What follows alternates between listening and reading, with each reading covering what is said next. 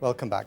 Tributes have been paid throughout the day to Marie Colvin, the world-renowned foreign correspondent who was killed today by a government shell in Syria. David Cameron and Ed Miliband did Prime Minister's Question Time. The News International proprietor, Rupert Murdoch, and a host of her fellow journalists and friends all spoke of her rare combination of courage, integrity, talent and charm. All of us who've ever reported in war encountered her somewhere. The last time I met Marie Colvin in action was in the early mayhem of Tahrir Square in Cairo. She spoke to us last night from Homs. A few hours later, she was killed in a direct Syrian army missile attack on the building where she was taking shelter. She was a one-off and one of the most courageous of our age. It was amid the barrage of Syrian army shells raining down on Homs that Marie Colvin spoke to us a few hours before she was killed. Jonathan, there's been absolutely ferocious shelling this morning, starting at about 6:30 in the morning. I'm on a street. Half the houses on this street have been hit, including the one I'm in, that lost the top floor.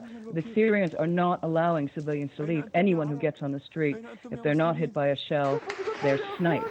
She had scrambled over walls, along ditches, and ultimately met up with the Free Syrian Army inside the besieged city.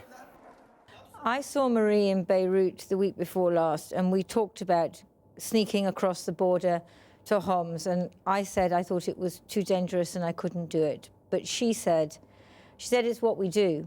And so she went ahead. And then about 2 days ago, I got an email from her saying, well, I finally made it to Bab el-Amr in Homs. It may not be the smartest move I've ever made, but she said it is so anger-making, it's worth it. And that, I think, is what it was all about for Marie. And I spoke to her yesterday on Skype, and she said, this is the worst thing we've ever seen, and they're getting away with it. Marie Colvin died as she had lived, on the edge, determined to speak harrowing truth to power. This, her final report in last Sunday's Sunday Times. The shelling last Friday was the most intense yet, and the wounded were rushed to the clinic in the backs of cars by family members. The kids are screaming all the time, Hamida said. I feel so helpless. She began weeping. We feel so abandoned. They've given Bashar al-Assad the green light to kill us. Here, political power today marked her death, but had nothing new to say of Syria. This is a desperately sad reminder of the risks that journalists take to inform the world of what is happening and the dreadful events in Syria. She was a brave and tireless reporter across many continents and in many difficult situations. She was also an inspiration to women in her profession. An early assignment was to go and see Gaddafi at the time of the US bomb attacks on Libya. She got to the heart of his weirdness and paranoia long before others. He says, I think President Reagan must be mad. You know, how can he be doing these things? Her contacts were incredible. She probably knew Yasser Arafat better than any journalist anywhere. Her courage extended from Chechnya to Bosnia, from Iraq to Afghanistan and to Sri Lanka. It was there that she lost her eye. She was being smuggled out across the border.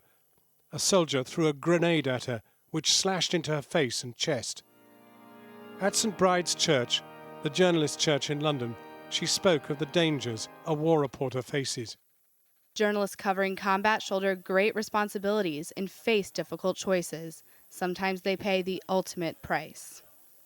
Marie's mother recounted what her daughter had said to her editor.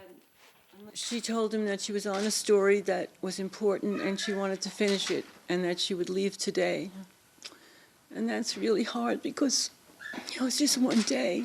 The shell that killed Marie Colvin killed the French photojournalist Rémi Ochli and wounded her own photographer, Paul Conway. Rupert Murdoch has said they are moving heaven and earth to get him out. Crucially, too, the most active Homs Facebooker, Rami Saeed, was also killed yesterday. Assad's forces have silenced a great voice in Marie Colvin. It can only be hoped that the information she transmitted to the outside world before she died will not have fallen on deaf ears. She spoke truth to power. Our Foreign Affairs correspondent Jonathan Miller joins us now. Jonathan, an extraordinary programme tonight because we end with Marie Colvin, yet we began with a man who escaped from Homs and brought that searing imagery to our screens. John, Marie's death focused all of us and sobered us up to the realities of the risks entailed in war reporting, as you yourself are aware too. It is a profession of enormous risk, and Marie Colvin was very aware of those risks. When I spoke to her on Skype yesterday afternoon, she told me she knew exactly what the risks were. She had been shelled just in the same house just last week, and you know, what happened was always a possibility. The thing is that she was motivated to tell the story that would otherwise be virtually unreported, were it not for a handful of Syrian video journalists and an even smaller handful of foreign correspondents and photographers. The film that we ran on our programme tonight shows exactly what Marie Colvin believed in, that the risks are sometimes worth taking to show to the world the horrors of what goes on in a place like Homs, which is under the most brutal bombardment. And without that eyewitness testimony, without those reports, we would have a black hole, as we now do, as a result of their deaths. Jonathan Miller, and it's worth pointing out that actually the flow of information from Homs has virtually dried to nothing since these events unfolded today.